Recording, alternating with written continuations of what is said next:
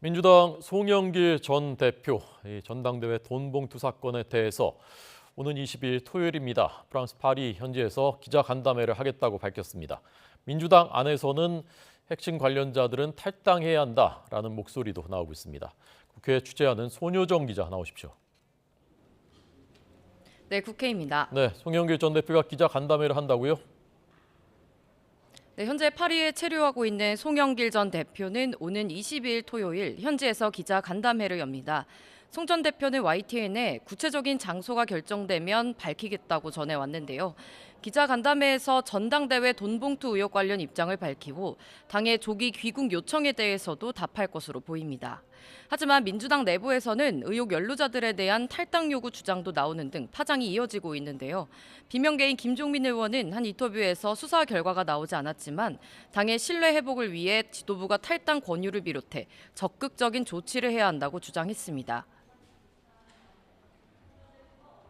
그래서 좀 물러나 있어라. 그래서 다시 무죄가 확인되면 다시 이제 원상 복귀시키는 건데 지금 우리 민주당도 이런 정도의 선제적 조치를 하지 않으면 국민들이 저기는 무감각한 데구나.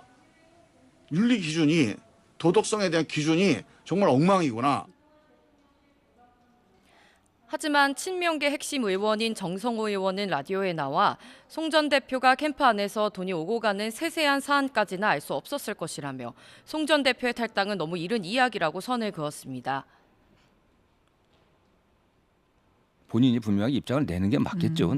도의적인 책임일지라도 지고 탈당해서 뭔가 조사받는 게 맞다고 보세요, 송 전 대표도? 저는 지금 단계에서는 그런 얘기를 하는 게 좀 시기적으로 너무 이른 게 아닌가 생각합니다.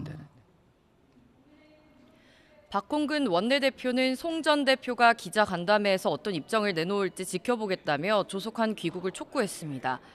국민의힘은 의혹을 받고 있는 민주당 관계자들이 철저히 수사를 받고 국민 앞에 사과해야 한다고 촉구하고 있는데요. 김기현 대표는 송 전 대표가 당당하면 한국에 들어와 입장을 밝혀야 한다고 강조했습니다.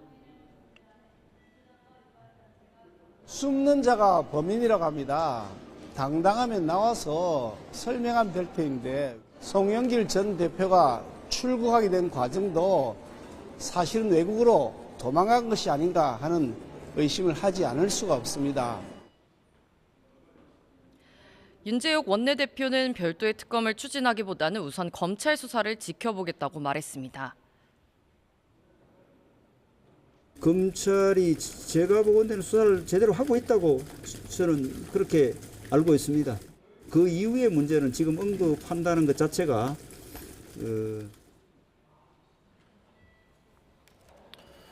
네, 알겠습니다. 자, 간호법을 비롯해서 여야 입장이 팽팽하게 맞서는 쟁점 법안들 지금 어떻게 되고 있습니까?